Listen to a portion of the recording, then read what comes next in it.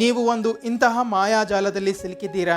ಅದು ನಿಧಾನವಾಗಿ ನಿಮ್ಮ ಮೈಂಡ್, ನಿಮ್ಮ ವಿಲ್ ಪವರ್, ನಿಮ್ಮ ಫೋಕಸ್, ನಿಮ್ಮ ಫಿಸಿಕಲ್ ಹೆಲ್ತ್ ಮತ್ತೆ ನಿಮ್ಮ ಮೆಂಟಲ್ ಹೆಲ್ತ್ ಅನ್ನ ಕೊಲ್ತಾ ಇದೆ. ಇದೆಲ್ಲವೂ ನಿಮ್ಗೆ ಗೊತ್ತಿದ್ರು ನೀವು ಹಾಗೆ ಕೂತಿದ್ದೀರಾ. ಎಲ್ಲಿವರೆಗೆ ಹೀಗೆ ಓಡ್ತಾ ಇರ್ತೀರಾ?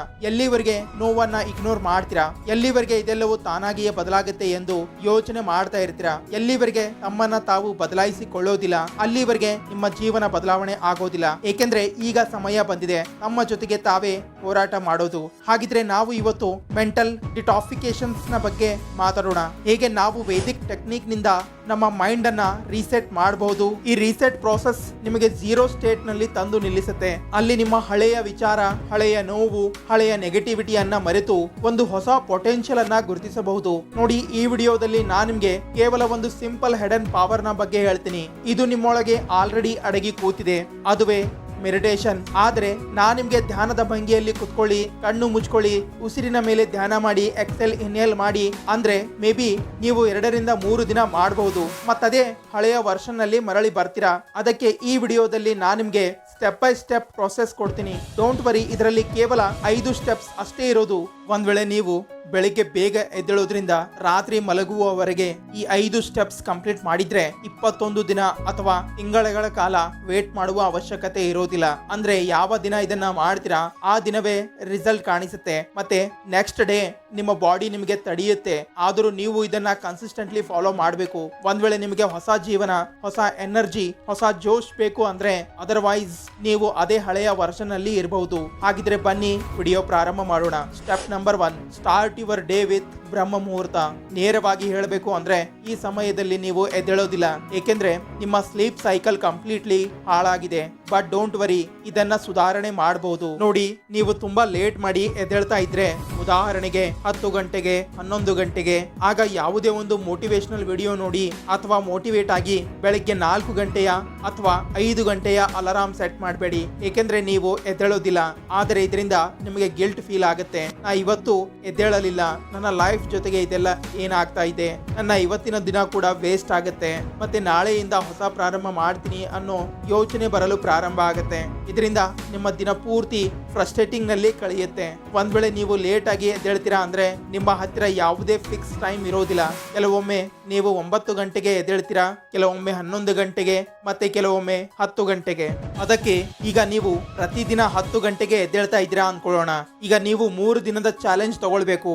ಡೇ 1, ಡೇ 2 ಮತ್ತೆ ಡೇ 3. ಅದಕ್ಕೆ ಎಲ್ಲಕ್ಕಿಂತ ಮೊದಲು ತಮ್ಮ ಟೈಮ್ ಫಿಕ್ಸ್ ಮಾಡಿ. ಮತ್ತೆ ಡೇ 1 ನಲ್ಲಿ 1 ಗಂಟೆ ಮುಂಚೆ ಬೇಗ ಎದ್ದೇಳಿ. ಅಂದ್ರೆ ನೀವು 10 ಗಂಟೆಗೆ ಎದ್ದೇಳ್ತಾ ಇದ್ರೆ ನಾಳೆಯಿಂದ 9 ಗಂಟೆಗೆ ಎದ್ದೇಳಿ. 2ನೇ ದಿನ 8 ಗಂಟೆಗೆ ಎದ್ದೇಳಿ. ಮತ್ತೆ 3ನೇ ದಿನ 7 ಗಂಟೆಗೆ ಎದ್ದೇಳಿ. ಯಾವಾಗ ನೀವು ಬೆಳಿಗ್ಗೆ 7 ಗಂಟೆಗೆ ಎದ್ದೇಳಲು ಪ್ರಾರಂಭ ಮಾಡ್ತೀರಾ ಆವಾಗಿನಿಂದ ಕನ್ಸಿಸ್ಟೆಂಟ್ಲಿ ಕೆಲವು ದಿನ 7 ಗಂಟೆಗೆ ಎದ್ದೇಳಿ. ಮತ್ತೆ ಸೇಮ್ ರಾತ್ರಿ ಮಲಗುವಾಗ್ಲೂ ಇದನ್ನೇ ಮಾಡಿ. ಅಂದ್ರೆ ಬೇಗ ಮಲ್ಕೊಳ್ಳಿ. ಯಾವಾಗ ನಿಮ್ಗೆ ಅನಿಸುತ್ತೆ ನಾ ಬೆಳಿಗ್ಗೆ ಬೇಗ ಎದ್ದೇಳ್ತಾ ಇದ್ದೀನಿ ಅಂತ, ಆ ಸಮಯವನ್ನು ನಿಧಾನವಾಗಿ ಬ್ರಹ್ಮ ಮುಹೂರ್ತದಲ್ಲಿ ತಗೊಂಡು ಬನ್ನಿ. ಅದಕ್ಕೆ ಈ ಕೂಡಲೇ ಆವರೇಜ್ ಟೈಮ್ ನಿರ್ಧಾರ ಮಾಡಿ. ಮತ್ತೆ ಅದಕ್ಕಿಂತ 1 ಗಂಟೆ ಮುಂಚೆ ಅಲಾರಾಮ್ ಸೆಟ್ ಮಾಡಿ. Step number 2, active the energy system. ನೋಡಿ, ನೀವು ಎಷ್ಟೇ ಮೆಡಿಟೇಷನ್ ಮಾಡಿ, ಜರ್ನಲಿಂಗ್ ಮಾಡಿ, ಒಂದ್ ವೇಳೆ ಬಾಡಿ ಇನ್ಆಕ್ಟಿವ್ ಆಗಿದ್ರೆ ಬಾಡಿ ಸ್ಟಕ್ ಆಗಿರುತ್ತೆ. ಮತ್ತೆ ಯಾವಾಗ ಎನರ್ಜಿ ಸ್ಟಕ್ ಆಗಿರುತ್ತೆ ಅಲ್ಲಿಂದಾನೇ ಓವರ್ ಥಿಂಕಿಂಗ್, ಆಂಗ್ಸೈಟಿ, ಸ್ಯಾಡ್ನೆಸ್ ವಾಪಸ್ ಬರಲು ಪ್ರಾರಂಭ ಮಾಡುತ್ತೆ. ಅದಕ್ಕೆ ಎನರ್ಜಿಯನ್ನ ಮೂವ್ ಮಾಡಿ. ಮತ್ತೆ ಇಮೋಷನ್ಸ್ ಆಟೋಮೆಟಿಕ್ಲಿ ಫ್ಲೋ ಮಾಡಲು ಪ್ರಾರಂಭ ಮಾಡುತ್ತೆ. ಅದಕ್ಕೆ ಜಿಮ್ ಹೋಗಲೇಬೇಕು ಅನ್ಕೊಳ್ಬೇಡಿ. ಹೋಗುವ ಆಸೆ ಇದ್ರೆ ಹೋಗಿ, ಇಲ್ಲ ಅಂದ್ರೆ ಡೋಂಟ್ ವರಿ. ಆದ್ರೆ ಪ್ರತಿದಿನ ಬೆಳಗ್ಗೆ 30 ನಿಮಿಷ ಜಂಪಿಂಗ್ ಜಾಕ್ಸ್ ಮಾಡಿ, ಪುಷಪ್ಸ್ ಮಾಡಿ ಅಥವಾ ಸ್ಕ್ವಾಟ್ಸ್ ಮಾಡಿ, ಬೆವರು ಸುರಿಸಿ, ನಿಮ್ಮ ಗೋಲ್ಸ್ ಮೇಲೆ ಕೆಲಸ ಮಾಡಿ, ಇಮೋಷನ್ಸ್ ಅನ್ನ ರಿಲೀಸ್ ಮಾಡಿ. ಅದನ್ನ ಬಿಟ್ಟು ನೀವು ಈ ಎಲ್ಲಾ ವಿಷಯಗಳನ್ನ ಮಾಡಬಹುದು. ನೋಡಿ, ಇದು 6 ಪ್ಯಾಕ್ಸ್ ನಿರ್ಮಾಣ ಮಾಡುವ ಪ್ಲಾನ್ ಅಲ್ವೇ ಅಲ್ಲ, ಬದಲಾಗಿ ಇದೊಂದು ಇಮೋಷನಲ್ ಡಿಟಾಕ್ಸ್ ಆಗಿದೆ. ಮತ್ತೆ ವರ್ಕೌಟ್ ಮಾಡುವಾಗ ತಮ್ಮ ಆಂಗರ್ ಮತ್ತೆ ಪೇನ್ ಅನ್ನು ಆಡ್ ಮಾಡಿ. ಅಂದ್ರೆ ನನ್ನ ಜೊತೆಗೆ ಹೀಗೆಲ್ಲ ಯಾಕಾಗತ್ತೆ ಅನ್ನೋದನ್ನ ಯೋಚನೆ ಮಾಡಿ ಇದನ್ನೆಲ್ಲ ಮಾಡಿ. ಏಕೆಂದ್ರೆ ಒಳಗೆ ಇರುವ ನೋವೇ ನಂತರ ಡಿಪ್ರೆಷನ್ ರೂಪದಲ್ಲಿ ಆಚೆ ಬರುತ್ತೆ.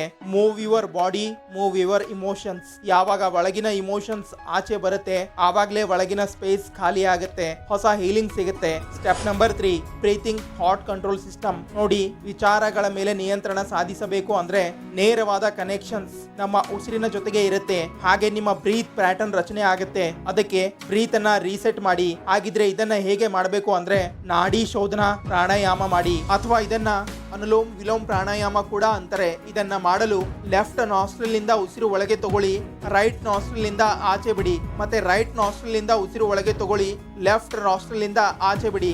ಇದು ನಿಮ್ಮ ಈಡ ನಾಡಿ ಮತ್ತೆ ಪಿಂಗ್ಲ ನಾಡಿಯನ್ನ ಬ್ಯಾಲೆನ್ಸ್ ನಲ್ಲಿ ಇಡುತ್ತೆ. ಅಂದ್ರೆ ಲೆಫ್ಟ್ ರೈಟ್ ಬ್ರೈನ್ ವೈರಿಂಗ್ ಅನ್ನ ಬ್ಯಾಲೆನ್ಸ್ ನಲ್ಲಿ ಇಡುತ್ತೆ. ಇದರ ನಂತರ 3 ನಿಮಿಷ ಭ್ರಾಮರಿ ಪ್ರಾಣಾಯಾಮ ಮಾಡಿ. ಇದರಲ್ಲಿ ಕಣ್ಣು ಮತ್ತೆ ಕಿವಿ ಮುಚ್ಚಿ ಹಾಗೆ ದೀರ್ಘ ಶ್ವಾಸ ತಗೊಂಡು ಉಚ್ಚಾರ ಮಾಡಿ. ಇದೊಂದು ನ್ಯಾಚುರಲ್ ಮೈಂಡ್ ಸೈಲೆನ್ಸರ್ ಆಗಿದೆ. ಇದರಿಂದ ಏನಾಗುತ್ತೆ ಅಂದ್ರೆ ಇದರಿಂದ ತುಂಬಾ ಲಾಭ ಆಗುತ್ತೆ. ಒಂದ್ಸಲ ಟ್ರೈ ಮಾಡಿ ನೋಡಿ. ಅಂದ ಹಾಗೆ ಇದನ್ನ ಮಾಡಲು ಯಾವುದೇ ಆಪ್ ನ ಅವಶ್ಯಕತೆ ಇರೋದಿಲ್ಲ ಅಥವಾ ಯಾವುದೇ ಗುರುವಿನ ಅವಶ್ಯಕತೆಯೂ ಇರೋದಿಲ್ಲ.